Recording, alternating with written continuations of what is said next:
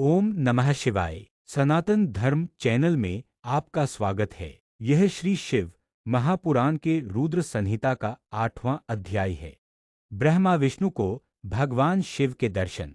ब्रह्मा जी बोले, मुनि श्रेष्ठ नारद, हम दोनों देवता घमंड को भूलकर निरंतर भगवान शिव का स्मरण करने लगे। हमारे मन में ज्योतिर्लिंग के रूप में प्रकट परमेश्वर के वास्तविक रूप का दर्शन करने की इच्छा और प्रबल हो गई। शिव शंकर गरीबों के प्रतिपालक, अहंकारियों के गर्व को चूर करने वाले तथा सबके अविनाशी प्रभु हैं। वे हम पर दया करते हुए हमारी उपासना से प्रसन्न हो गए। उस समय वहां उन सुरश्रेष्ठ से ओम नाद स्पष्ट रूप से सुनाई देता था। उस नाद के विषय में मैं और विष्णु जी दोनों यही सोच रहे थे कि यह कहाँ से सुनाई पड़ रहा है। उन्होंने लिंग के दक्षिण भाग में सनातन आदिवर्ण अकार का दर्शन किया, उत्तर भाग में उकार का, मध्य भाग में मकार का और अंत में ओम नाद का साक्षात दर्शन एवं अनुभव किया। दक्षिण भाग में प्रकट हुए आकार का सूर्य मंडल के समान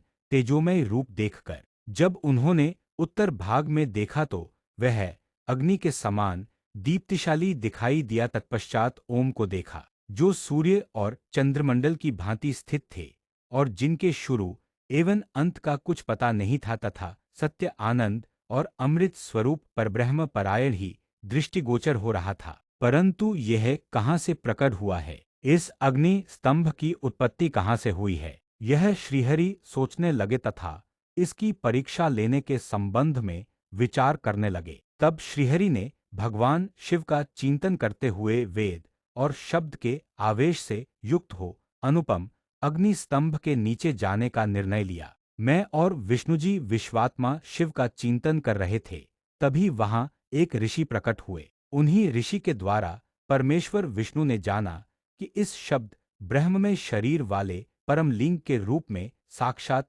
परब्रह्म स्वरूप महादेव जी प्रकट हुए हैं। ये चिंतारहित रुद्र हैं। परब्रह्म परमात्मा शिव का वाचक प्रणव ही है। वह एक सत्य परम कारण, आनंद, अकृत, परात्पर और परम ब्रह्म है।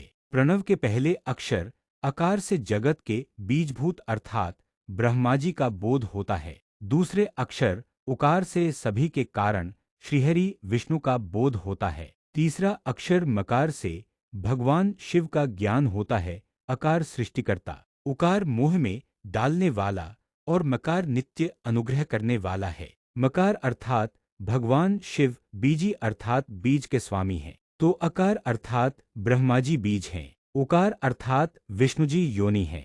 महेश्वर बीजी बीज और योनि हैं। इन सभी को नाद कहा गया है। बीजी अपने बीज को अनेक रूपों में विभक्त करते हैं। बीजी भगवान शिव के लिंग से उकार रूप योनि में स्थापित होकर चारों तरफ ऊपर की ओर बढ़ने लगा। वह दिव्य अंड कई वर्षों तक जल में रहा। हजारों वर्ष के बाद भगवान शिव ने इस अंड को दो भागों में विभक्त कर दिया।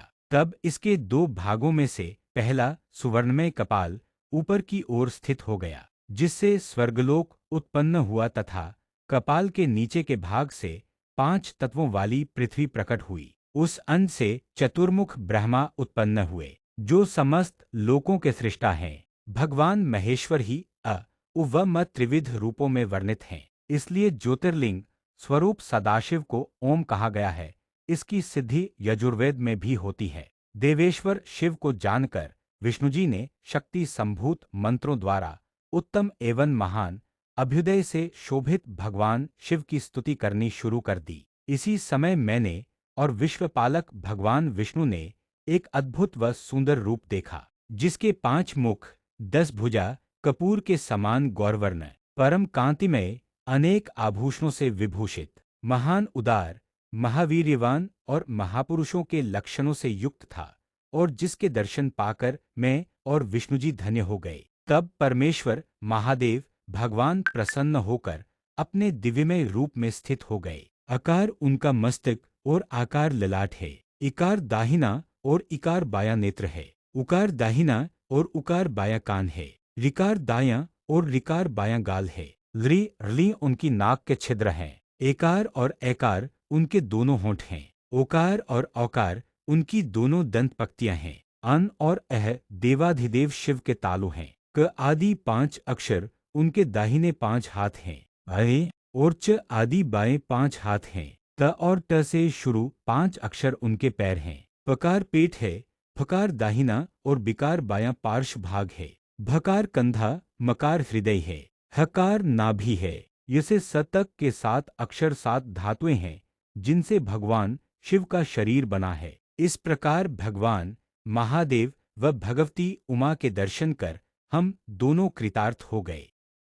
हमने उनके चरणों में प्रणाम किया, तब हमें 5 कलाओं से युक्त ओंकार जनित मंत्र का साक्षात्कार हुआ। तत्पश्चात महादेव जी ओम तत्वमसि महावाक्य दृष्टिगोचर हुआ, जो परम उत्तम मंत्ररूप है। इसके बाद धर्म और अर्थ का साधक बुद्धिस्वरूप 24 अक्षरीय गायत्री मंत्र प्रकट हुआ, जो पुरुषार्थरूपी फल देने वाला है।